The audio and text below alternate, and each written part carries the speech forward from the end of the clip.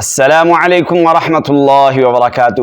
M بابو تھنولی ایک مرتبہ پھر اپنے دیکھنے سننے چاہنے والوں کے سامنے حاضر ہے اور ڈھیر ساری دعائیں کرتا ہے کہ اے رب کائنات میرے چاہنے دیکھنے سننے والوں کو اپنے غیب کے خزانوں سے رزق وسعت والا عطا فرما۔ تو میں آپ کے لیے بہت ہی ضروری مسائل لے کر حاضر ہوا کرتا ہوں اور امید ہے کہ آپ میرے ان مسائل کو سنتے ہوں گے اور ان کو سمجھ کر ان پر عمل کرتے ہوں گے۔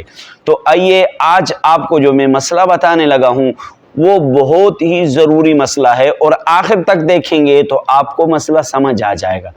آج کا مسئلہ یہ ہے کہ آپ 4 رکعات والی نماز پڑھ رہے ہیں، 4 رکعات والی نماز پڑھ رہے ہیں۔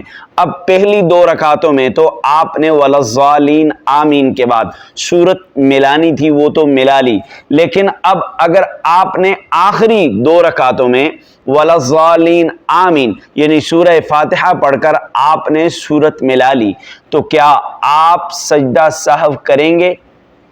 آپ نے 4 رکعت والی نماز میں آخری 2 رکعتوں میں سورت ملا لی، سورہ فاتحہ کے ساتھ سورت ملا لی، کوئی آیت تلاوت کر لی تو کیا آپ سجدہ سہو کریں گے؟ تو مسئلہ یہ ہے کہ اگر آپ نے بھولے سے آخری 2 رکعات میں سورہ فاتحہ کے بعد سورت پڑھ لی تو آپ سجدہ سہو نہیں کریں گے، آپ سجدہ سہو نہیں کریں گے، آپ سجدہ سہو نہیں کریں گے۔ 4 رکعت والی نماز میں آخری 2 رکعتوں میں سورت پڑھنے وَلَضَّالِينَ آمین کے بعد سورہ فاتحہ کے ساتھ سورت ملا لی تو آپ سجدہ سہو نہیں کریں گے۔ امید ہے کہ آپ کو یہ مسئلہ سمجھ آ گیا ہوگا۔ مختصر اور ضروری مسائل آپ کے سامنے لے کر حاضر ہوا کرتا ہوں۔